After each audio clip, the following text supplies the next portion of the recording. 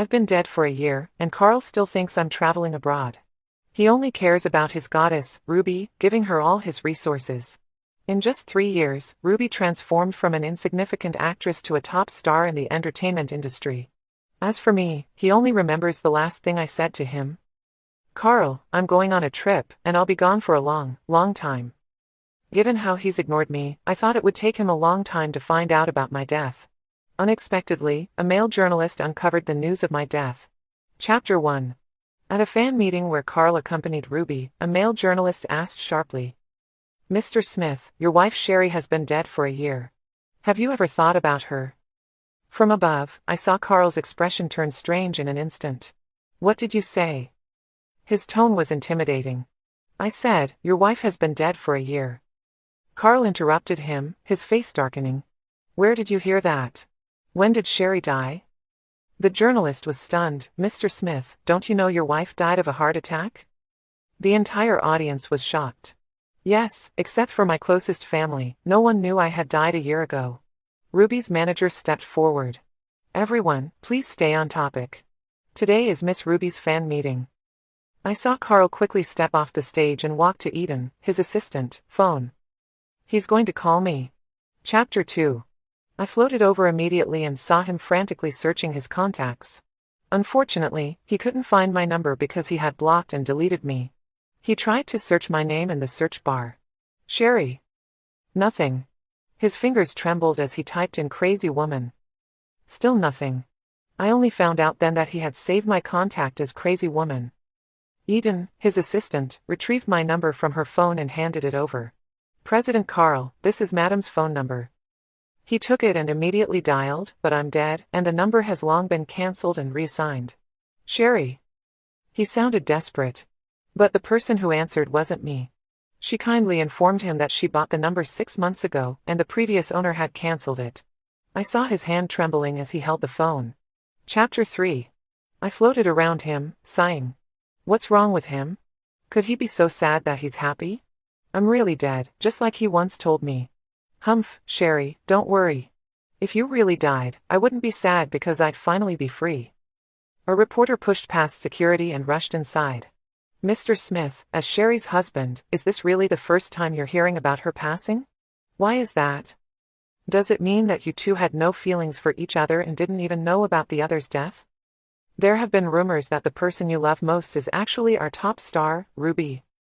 Is that true?" The journalists were shocked to hear about the death of the president's wife from Smith Group.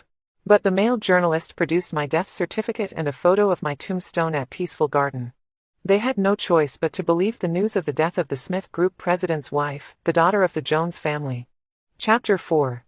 Carl left the press conference early, escorted by bodyguards. He's going to the Jones house? I floated behind his car.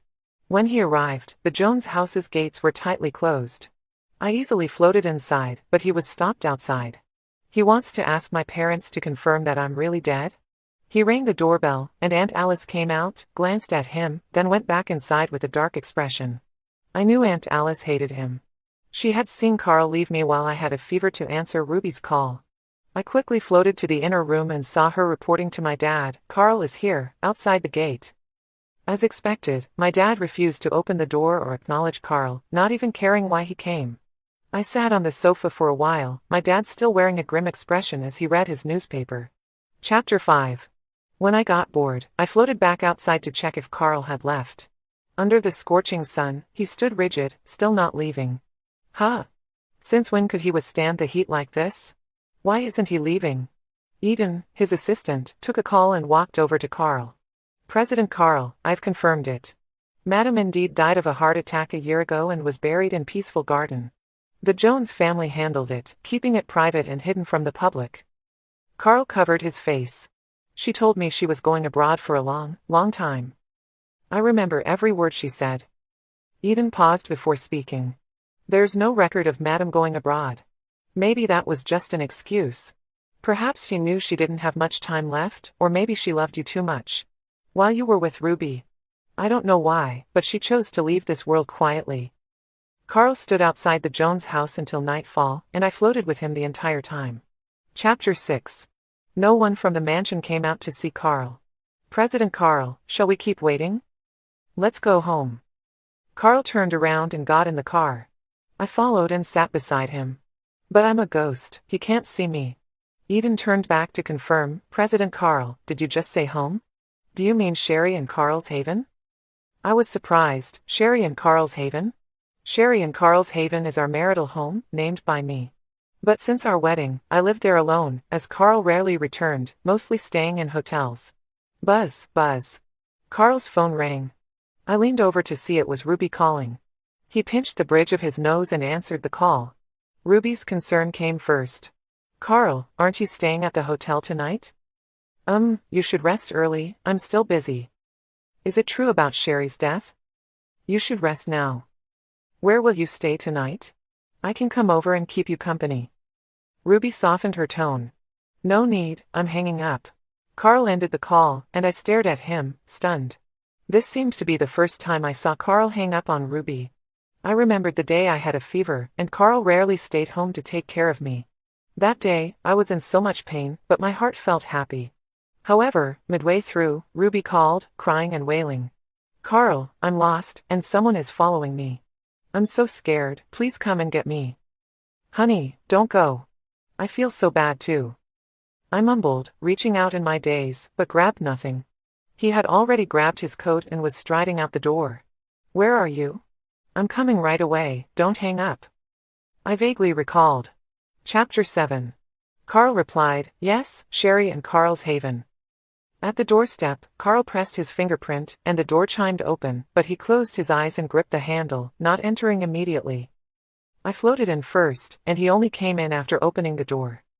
The house no longer had any traces of our past life together, it was covered in dust. I sneezed. It seemed Carl hadn't returned in a year. Carl looked around and then headed to the bedroom. Huh? What is he doing in the bedroom? I immediately followed. Chapter 8. The bedroom was still arranged as I left it, but everything was covered in a layer of dust. What was Carl looking at? I floated over, he was staring blankly at the half-empty wardrobe. Only his neatly arranged clothes remained in the wardrobe. I had packed and taken all my clothes. Actually, I had taken everything I could from this house that belonged to me. Our failed marriage made me want to erase every trace of myself from his life. I remembered our last meeting. I had packed my bags, and Carl rarely came home to get something. Where are you going? He came back, put a few clothes in his suitcase, and was about to leave. Just taking some changes of clothes. Oh. I visibly felt down, but I was used to this scene by then. I still couldn't suppress my sadness. He didn't care about me at all. Even though I had packed my suitcase and left it in the wardrobe, he didn't notice I was leaving. When will you come back? The next time he came back, I wouldn't be here, not in this place, not in this world. Before that, the hospital had already diagnosed my heart condition as uncontrollable, with death imminent. He looked at me coldly. I think I won't need to come back here anymore. I was stunned for a moment. Finally, I responded softly, oh. He had already picked up his suitcase and reached the door. He stood there for a while, not leaving, and I was puzzled. He spoke first, this time, you didn't ask about Ruby? I thought for a moment. There's nothing to ask. It doesn't matter to me anymore. He looked back, somewhat surprised.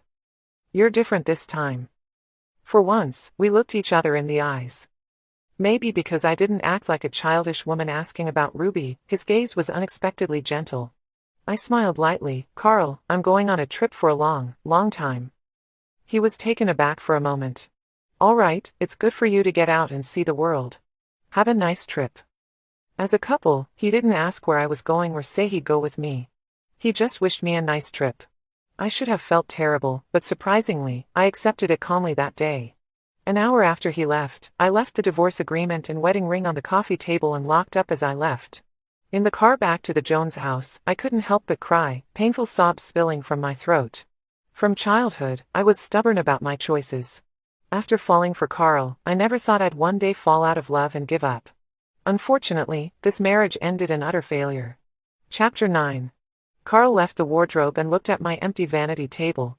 As if not believing his eyes, he opened the small drawers, but there was nothing inside. He even checked the bathroom, finding no trace of my belongings. Hey, she took everything.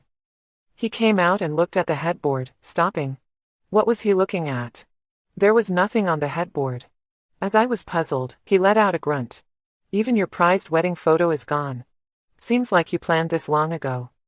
Suddenly, he punched the wall, the impact causing his skin to split. I floated back in fright. I looked at him, confused about what he was doing. I thought he'd leave quickly after seeing this, but he sat down on the dusty bed and lay down. Time ticked by, he closed his eyes and fell asleep without even covering himself. Chapter 10.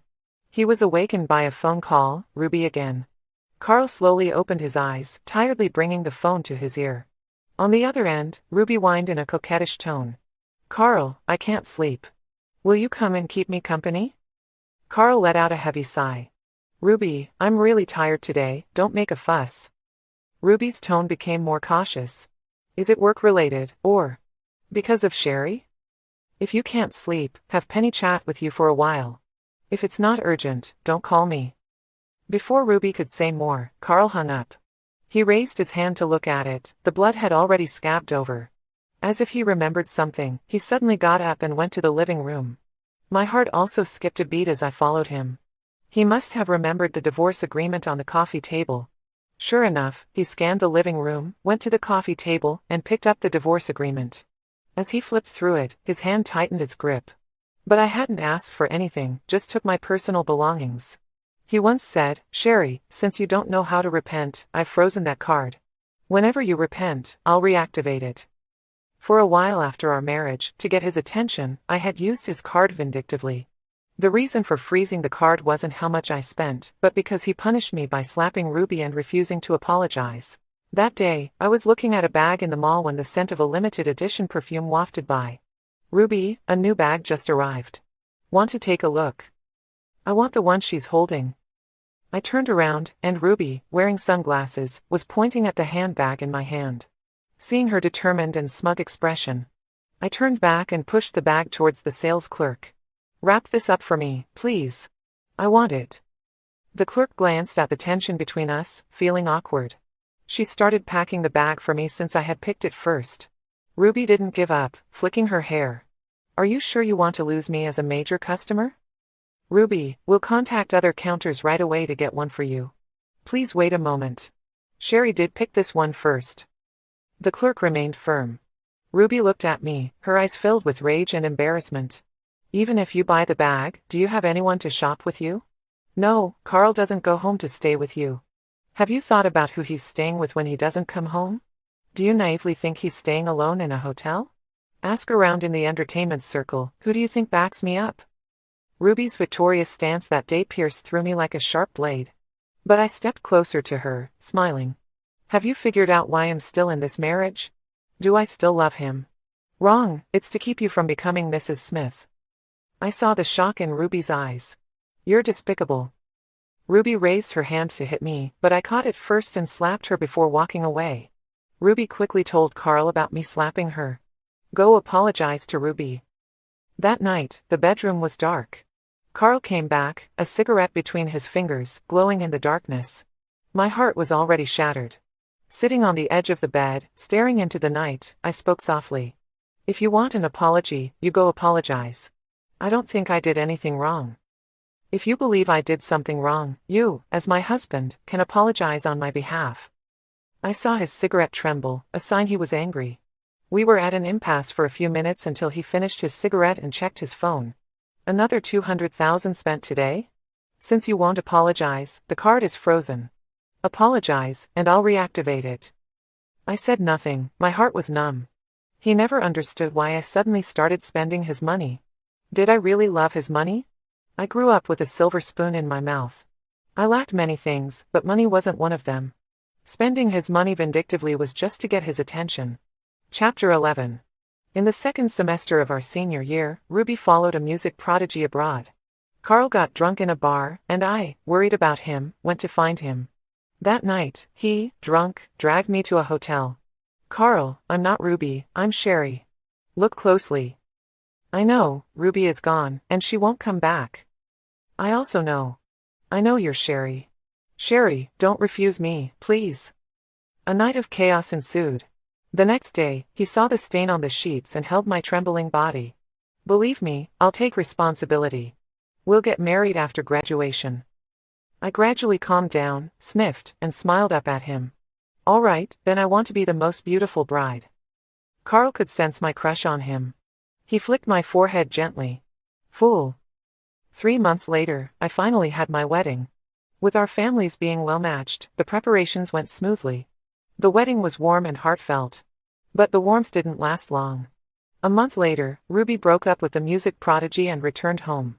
Ruby, dragging a suitcase, stood alone at the door of Sherry and Carl's haven. Carl, I'm back. Ruby threw herself into Carl's arms, crying, and Carl, stunned, didn't push her away. It turned out the music prodigy had gotten addicted to drugs abroad, his personality changed, his life became chaotic, and he even got a local girlfriend. Ruby was cheated on. Chapter 12. Carl put down the divorce agreement and looked at the velvet box on the coffee table.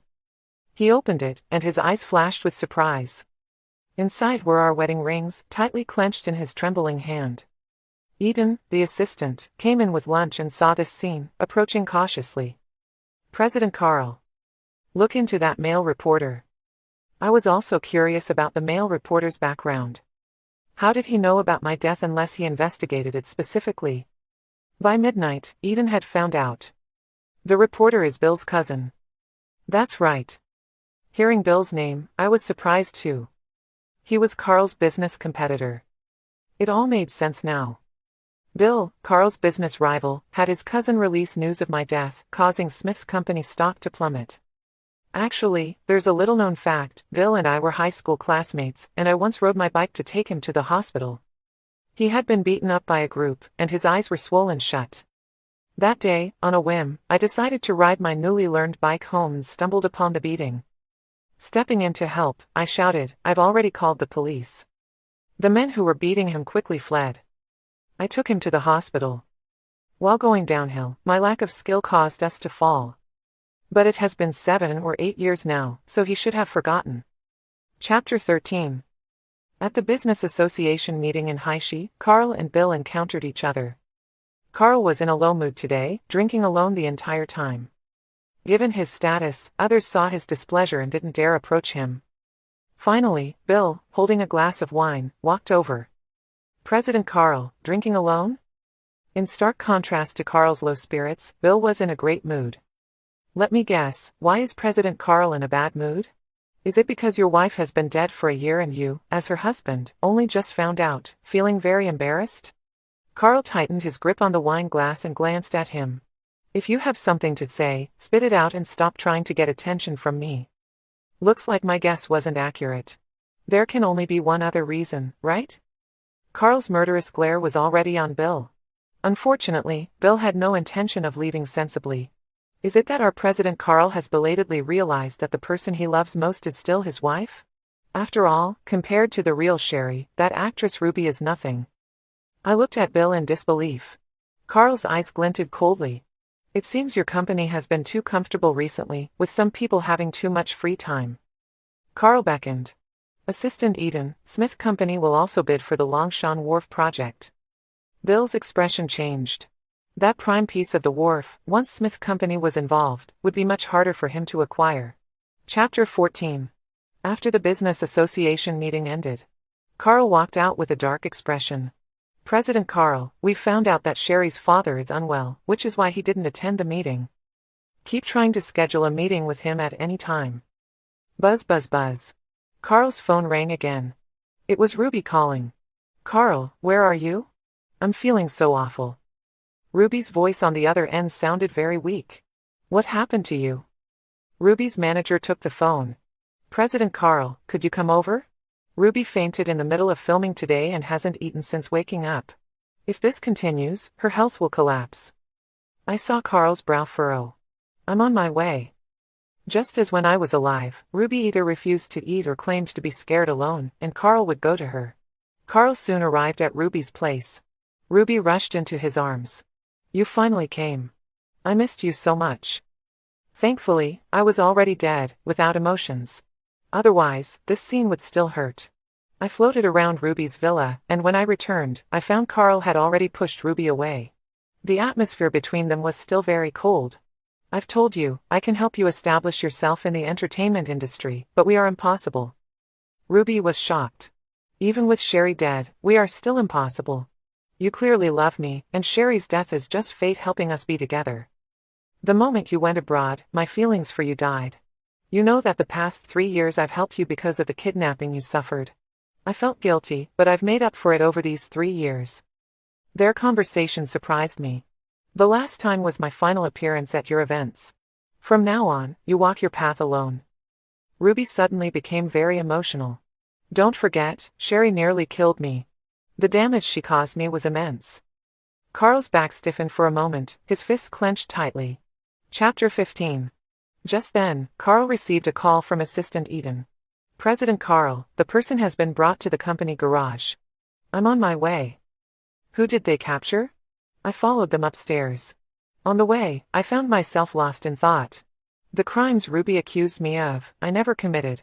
It's a pity Carl didn't believe me. Shortly after Ruby returned home, she was kidnapped, stripped, and had her photos taken. I will never forget the night Carl returned in a rage, drenched. He grabbed me. Sherry, how could you be so excessive? I promised you that even with Ruby back, we wouldn't divorce, yet you insist on driving her away. I was bewildered. I knew Ruby had been kidnapped because it was in the news. But I never thought Carl would suspect me. It all seemed aimed at me. The day before Ruby was kidnapped, we had a heated argument, which Ruby recorded. In the recording, I said harsh words, warning Ruby to stay away from Carl. If a third person were present, they would know that Ruby intentionally provoked me. The original conversation was, Sherry, can we have a proper talk? Initially, her tone was very humble. I was very cold. I never imagined she had a recording device in her bag. No need. We have nothing to talk about. How could we not? We both love Carl, but you got him, and I lost him. I'm so envious of you. If I hadn't gone abroad, I wouldn't have lost him. If you want to complain, you're talking to the wrong person. Ruby's tone changed, showing her true colors as she grabbed my arm to stop me from leaving. Sherry, I heard that the night I went abroad, you pretended to be me and tricked Carl into sleeping with you, then made him take responsibility. How disgusting are you? Watch your mouth. The truly disgusting person is you. You got dumped and then came back to cozy up to Carl. I'm warning you, stay away from Carl. If you ruin my marriage, I won't let you off. Humph, big words. Won't let me off. Do you believe Carl will always stand by me? The recording device didn't capture Ruby calling me disgusting or her final provocation. After Ruby was rescued, she acted like a wounded little rabbit, curling up in bed. Her manager played that recording. That incident made me realize that between Ruby and me, Carl would unhesitatingly believe Ruby. Even though the police found no evidence to prove I did it, Carl still blamed me. Our marriage took a huge hit. I loved him, but I had my dignity and pride. If he wronged me and didn't apologize, I wouldn't forgive him. Our marriage plunged into a cold war. Chapter 16. Carl arrived at the underground garage. The storage room door was opened, revealing the male reporter being restrained in a seat. They had kidnapped the male reporter. President Carl, what can't be discussed properly? The male reporter asked. Assistant Eden snorted. Some people just don't listen to reason. The male reporter bit his lip. Carl suddenly made an unbelievable statement. The Heart of the Ocean necklace, name your price. The Heart of the Ocean? Isn't that the necklace I've always wanted to buy? President Carl, I'm just a reporter. What necklace are you talking about? I've never heard of it. Assistant Eden immediately exposed his lie. Stop pretending. Do you think we didn't dig up your background? You're Bill's cousin. At the charity auction a year ago, you bought that necklace for $5 million. The reporter was stunned. About a minute later, he smirked. Haha, as expected of President Carl, you found out so quickly. Fine, I won't hide it anymore. That necklace wasn't bought by me, but by my cousin who asked me to bid on it. The necklace is with him. If you want it, you'll have to talk to him. Carl's brow furrowed instantly. As they left the garage, Assistant Eden asked. President Carl, if the necklace is with Bill, he'll definitely take advantage of this. Are you still going to buy it? Yes. Chapter 17. Carl got into the car, rolled down the window, but didn't start the engine immediately. Staring into the dark night, he lit a cigarette. The smell of smoke made me drift away a bit. Suddenly, he looked at the night sky and extinguished the cigarette. Assistant Eden watched his actions, puzzled. "President Carl, why did you put it out just after lighting it?" He murmured, "I thought of someone who doesn't like the smell of smoke." A small fragment from my memory flashed through my mind, one of the few intimate moments between us. He rubbed my brow. "Why are you frowning?" I tiptoed and hugged his waist. "The smell of smoke makes me uncomfortable. Can you smoke less in the future?" At that time, we were still preparing for the wedding, and Ruby hadn't come back yet. He patted my head and agreed immediately. "Okay." Then he put out the cigarette. Assistant Eden hesitated to speak. Carl asked, "Did you arrange a meeting with Jack?" "Yes, but he said he's not feeling well recently and doesn't want to see anyone." "Tomorrow, send the ginseng and bird's nest we have at home to him." "Yes, President Carl." "You can go home now. I'll drive back tonight." Carl started the car, and Assistant Eden bent down, looking somewhat worried. "President Carl, you look very tired." "I'm fine." With a press of the accelerator, Carl drove off. Chapter 18. The next day at noon, Carl met with Bill. Bill arrived late with a fake smile on his face. What a surprise, President Carl actively wanting to see me. Rare indeed. Carl spoke coldly, straight to the point. "I want to buy the heart of the ocean." Bill picked up the teacup, holding it between his fingers. "I like President Carl's directness, but I'm not planning to sell that necklace." Carl wasn't buying it. We businessmen know that everything can be negotiated if the price is right. Just name your price. President Carl sees things clearly, but before discussing the price, I want to know why you want to buy this necklace. It's a woman's necklace, so who are you planning to give it to? Carl's thin lips moved slightly. Naturally, to the most important person to me. Our big star, Ruby? Bill tapped the table again. So, it's not for Ruby. I heard that Sherry also wanted to buy this necklace but missed it due to some incident. Besides Sherry, I don't know anyone else who likes this necklace. I was astonished. How does Bill know so much about me? Carl squinted for a moment, questioning him. How do you know so much about Sherry? It's just that, unlike someone who never cares about his wife, I know a bit more. Carl gave Bill a deep look. You know Sherry? High school classmates. So he remembered me. Carl wanted to ask more, but Bill interrupted him. Name your price, let's see how deep your love for Sherry goes. 10 million, twice what you paid. I'll buy it. Bill clapped twice sarcastically. Haha, 10 million. So, in your eyes, your wife is worth 10 million. Carl didn't get angry but asked in return. How much do you want? It's not about the amount. I have two conditions. First, withdraw from the wharf bidding. Carl's brow twitched. Second, if my company opens a branch, Smith Company cannot open a branch within 3 kilometers. Carl's brow twitched again. Bill's conditions were harsh. If Carl agreed, the losses would be far more than a few million. It would affect Smith Company's prospects. I watched Carl intently to see his reaction. You're asking too much. For one necklace, you want me to risk Smith Company? Then I have no choice. Those are my terms. If President Carl doesn't agree, you can leave. The two were at an impasse. I wondered why Carl hadn't left yet. Would he stay and agree to these terms? I floated in the air, waiting quietly for the outcome. Assistant Eden stepped forward. President Bill, if you think 10 million isn't enough, how about 20 million? Keeping the necklace, even if you sell it to someone else, it won't fetch more than 10 million. Those are the only two conditions, nothing else to discuss. Carl suddenly spoke up. Fine, I agree. Did you bring the necklace? Carl agreed to Bill's outrageous terms. Everyone in the room was stunned, including me. Assistant Eden was shocked and reminded, President Carl, you can't agree to this. Bill was also taken aback. Are you sure you want to agree? Draft the agreement now. I need to see the necklace when we sign. Bill's expression suddenly turned sour, even a bit regretful. He didn't want to sell the necklace. Is it really worth it for a necklace? I know whether it's worth it or not. After the agreement was signed, Carl took the necklace. I gave Bill a puzzled look and followed Carl out. From behind, Bill's voice called out.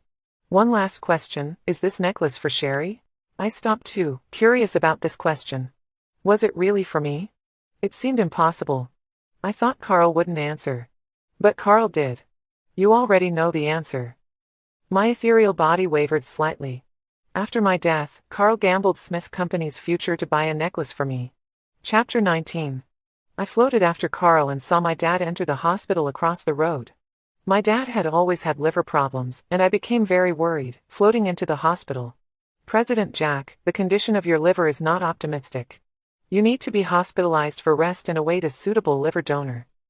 I was deeply shocked. My dad's condition had worsened to the point of needing a liver transplant. Prescribe some painkillers for me to take home. I won't stay in the hospital. President Jack. No need to say more. I opened my mouth to persuade him to stay in the hospital, but he couldn't hear me. I could only watch as my dad stubbornly left the hospital with his driver. Late at night, after my dad had gone to bed, I floated out of the Jones house, drifting aimlessly like a rootless plant. I knew that if a liver donor couldn't be found, my dad and I would meet underground soon. I floated back to Sherry and Carl's haven and saw the small bar light on. Floating inside, I found Carl drinking alone. A bottle of 82 Lafite was nearly empty. He lay on the counter, drunk, his face flushed. Beside his hand was the box containing the heart of the ocean necklace he bought from Bill. He lay on the counter, muttering something. I moved closer and faintly heard two words. Sherry, Sherry. He had been calling my name all along. For several days, Carl came back at night to drink at the bar and went to work during the day. Chapter 20. President Carl, you can't keep pushing yourself like this. You haven't rested properly for a month. I'm fine. I'll go home after reviewing this report. Carl returned to Sherry and Carl's haven at 11 o'clock at night. Opening the door, he found Ruby sitting there, dressed in a cool camisole. The assistant immediately retreated. Ruby stood up and softly said, Carl, you're finally back. I finished filming and came back. As soon as Ruby touched Carl, he removed her hand. Carl squinted slightly. How did you get in? I asked the property management to open the door. They have your spare key. Put on your clothes and leave. No, I'm not leaving tonight. Sherry is dead. Why do you still come back to this empty house? Carl's face darkened. Don't make me despise you. You despise me? I'm not leaving. I will be the mistress of this house from now on. Who was Sherry anyway? If she hadn't shamelessly climbed into your bed, would you have married her? You clearly have feelings for me. And what about you? A good horse doesn't go back to the same pasture. What makes you think I'd want you back? Assistant Eden, escort her out.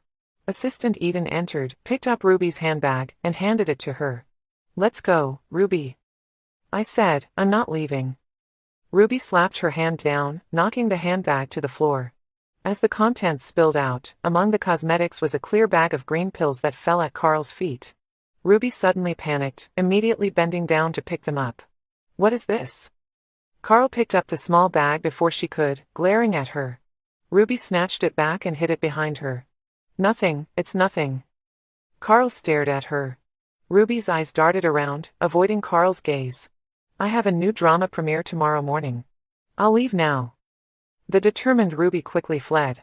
Assistant Eden regained his composure. President Carl, those pills are illegal substances. Why would Ruby have them? Carl called Ruby. Quit now if you don't want to die. Ruby still wouldn't admit it. Quit what? Those are just regular pills, Carl. You're overthinking it. Fine, you've made your choice. I hope you're ready to face the consequences. Chapter 21. Carl's requests to meet my dad were all refused. The gifts he sent were all thrown out. It was at a business banquet that my dad attended where Carl finally saw him. In the lounge, my dad was resting with his eyes closed. Carl entered, and my dad sensed it. President Carl, what do you want? Dad. Who's your dad? Don't call me that, President Carl. I can't afford it. I know you don't want to see me, but I sincerely wanted to meet you. Humph. You must be wondering why you weren't informed of Sherry's passing. You want to say that as her husband, you had the right to know. We shouldn't have kept it from you. Because I have no right to ask. My dad opened his eyes, stunned for a moment. Carl's response surprised him. My dad was still waiting for Carl to say, "Yes, you should have informed me about Sherry's death," so he could harshly criticize Carl, asking who gave him the right to be informed. "Dad, I want Sherry's last video recording. Can I get a copy?" How did he know about the recordings of my final days? But I refused to let Carl have a copy of the video. He had wronged me in life, there was no need to bother me in death. My dad was also puzzled. "How did you know about this recording?" "I found the nurse who was taking care of Sherry. She said you took the video. There was a camera in the hospital room where I stayed, recording my last moments." "Humph, give it to you? So you can laugh at Sherry, who loved you deeply, but ended up dying miserably." Carl's eyes were full of sincerity. I got closer and saw it didn't seem fake. "No, whether you believe it or not, I want this video because I miss her so much." My dad laughed angrily. "What a joke. You miss Sherry? That's the biggest joke I've heard in my life. I'll give you the video. Watch carefully how your wife, while you were entangled with Ruby, curled up in pain on her hospital bed, enduring the torment." I didn't expect my dad to agree to Carl's request.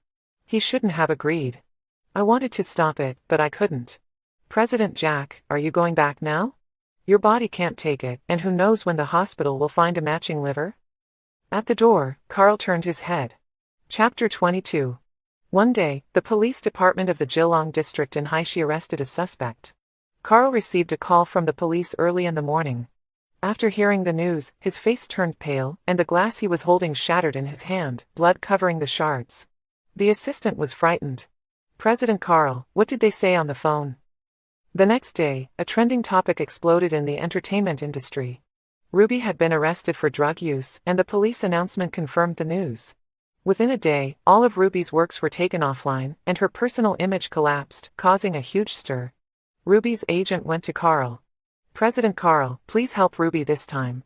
If you don't help her, she's finished." Carl stood by the floor-to-ceiling window, dark clouds gathering outside. Carl didn't turn around. "You came at the right time. Accompany me to see someone first." "Are they here?" "They're at the door, President Carl." "I'll bring them in." Ruby's agent suddenly felt uneasy. "See? Who?" Soon, two police officers in black uniforms entered. "Hello, President Carl. We are officers from the 3rd District Police Department. We are here regarding the Ruby kidnapping case from 3 years ago. We once suspected your wife Sherry was the mastermind. 3 days ago, we arrested the kidnapper, who confessed that it was Ruby's agent who hired him and deliberately led the investigation to your wife. It was extremely malicious." Carl's sharp gaze shot toward Penny. "What do you have to say?" Penny's face had changed long ago. She didn't expect that seeking Carl's help for Ruby would get herself involved. The two officers already had Penny in custody. "Penny, you can't explain it here. Come with us to the police station. We'll have a good talk." Penny's legs had gone weak. Ruby was the mastermind. I just helped her find someone. "Officers, you must investigate clearly." Chapter 23. I floated all the way to Anil Garden, ready to lie back in my tombstone for a rest. From a distance, I saw a man sleeping in front of my grave. Who got drunk and ended up in the cemetery? I floated closer and found it was Carl. He had fallen asleep holding my tombstone, with 2 velvet boxes placed before it. I recognized one as my wedding ring box and the other as the Heart of the Ocean jewelry box. I stared at him in amazement.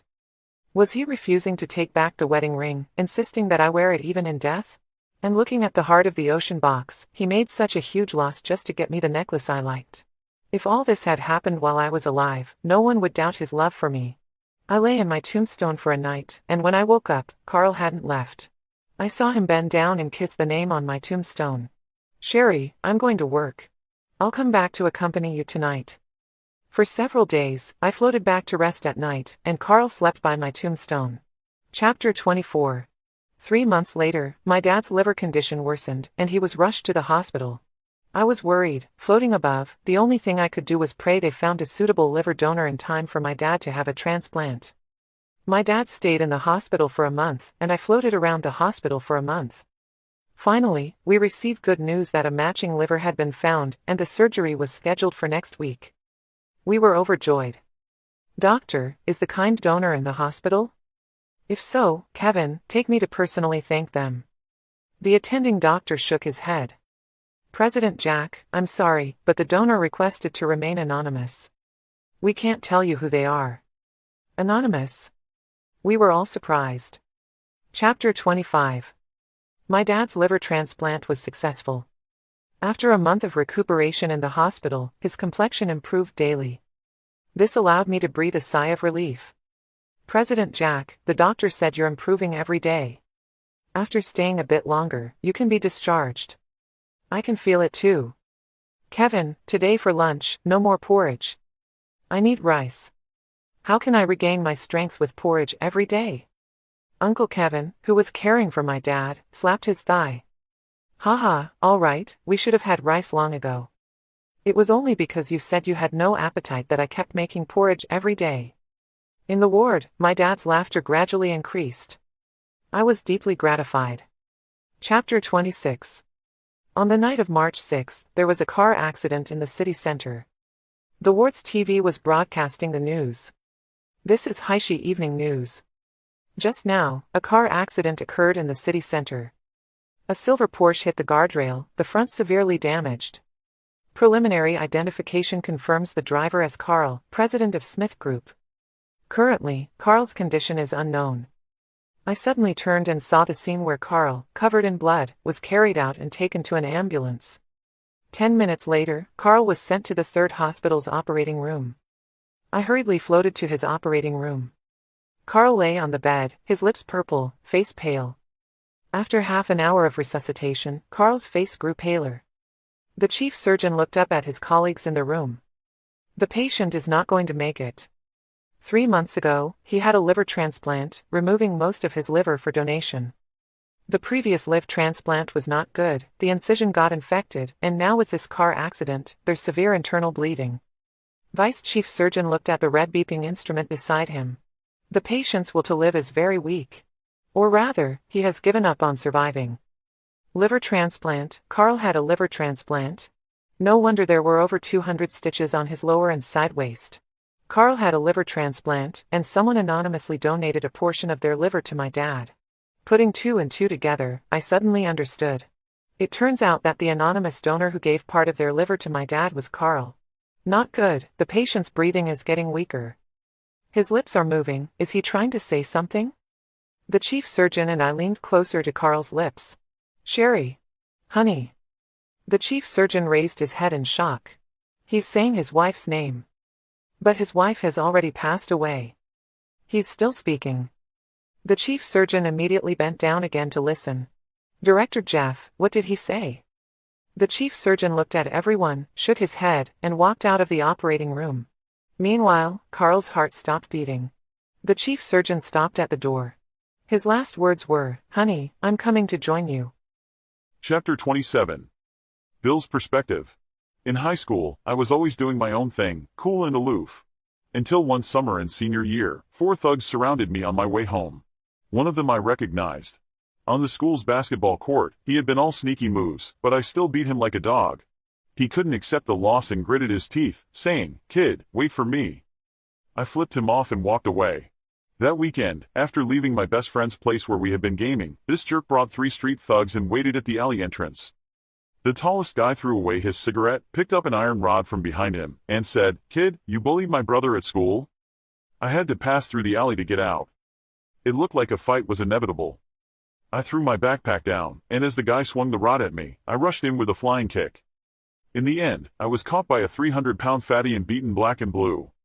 Only then did the jerk stand in front of me, sneering sinisterly. "Painful, huh? Kneel and kowtow to me, and I'll let you go." I spat, "In your dreams." As soon as I said it, I got punched in the face. Through my squinted eyes, I saw a girl at the alley entrance. Clearly, she was scared by the scene. Sure enough, she rode her bike away quickly, but surprisingly, she came back within seconds with a cell phone in hand. I just called the police. Let him go. One of the thugs, gritting his teeth, grabbed a long stick and went to her. "You damn busybody, looking to die." Her face turned white with fear, but luckily, the sound of police sirens made the thugs flee. I lay on the ground, panting, feeling like my organs had shifted, and one eye was so swollen it was just a slit. She came over, squatted down, and looked at me. "I'll call an ambulance to take you to the hospital." "No need, it's not that serious." She was puzzled. "Not that serious? Anyway, don't call an ambulance. If I have to go, I'll go to the hospital myself. I never liked making a fuss. Then I'll give you a ride." She obediently didn't call an ambulance but instead brought her bike over, offering to take me to the hospital. Watching her unfamiliar riding skills, I wondered if she could manage. I suddenly found it amusing. "All right." She helped me up, then took out a fragrant tissue to wipe the blood from my mouth. I stared into her watery eyes, my mind blank. I knew she was from our school because she wore our ugly uniform, which, on her, looked surprisingly good. Maybe it was just because she was naturally pretty with her fair skin and straight nose. "Hold on tight." After wiping my mouth, she got on the bike and motioned for me to sit. I sat, and she struggled to start. It was clear she was trying hard to keep the bike steady. "You can go slower, no rush." She admitted, "I didn't actually call the police. I was afraid they'd come back. My phone is dead." "Oh. Weren't you scared they'd beat you too? Anyone else would have stayed away." "Yes, but I still had to come back. From a young age, teachers told us to uphold the spirit of justice." She said this with such righteousness. The weather was actually nice that day, sunny with a breeze. Her ponytail blew in the wind, brushing against my face, tickling slightly. "When did you learn to ride a bike?" "Today was the first time I dared to ride alone." "Could you tell?" She seemed a bit unsure. "Maybe we should take a taxi to the hospital. I'm afraid I'll crash you." I laughed. "It's fine, I'm not afraid of falling." I shouldn't have said that. Just after I did, it came true. On a downhill, the bike lost control, and we both fell. Fortunately, I managed to catch her, acting as a human cushion. "Ouch." She was very apologetic, seeing that she fell on me and felt even more guilty. "Are you okay?" "Sorry, my biking skills are really bad." "I'm fine. What about you?" Actually, the fall should have been quite painful. My waist hit the curb, but I didn't feel any pain then. She insisted on taking a taxi to the hospital afterward, and I agreed, not wanting her to fall again. At the hospital, she registered for me and waited until my checkup was done before leaving. I stayed in the hospital for 2 days to reduce swelling, then returned to school. I searched for her in the school. Our grade had 29 classes, making it difficult to find one person. Luckily, I eventually spotted her. She was in class 9, named Sherry, excellent in both character and academics, the teacher's favorite. I was a slacker, sleeping in class, playing basketball after class, and gaming after school. My place in this top school was thanks to my dad's annual donations. After the college entrance exam, I went abroad. There, I curbed my playful nature and began to work hard, determined to meet her again. Fate played a huge joke on me. The day I was ready to return home was the day she married the Smith Group heir. That day, she was stunning.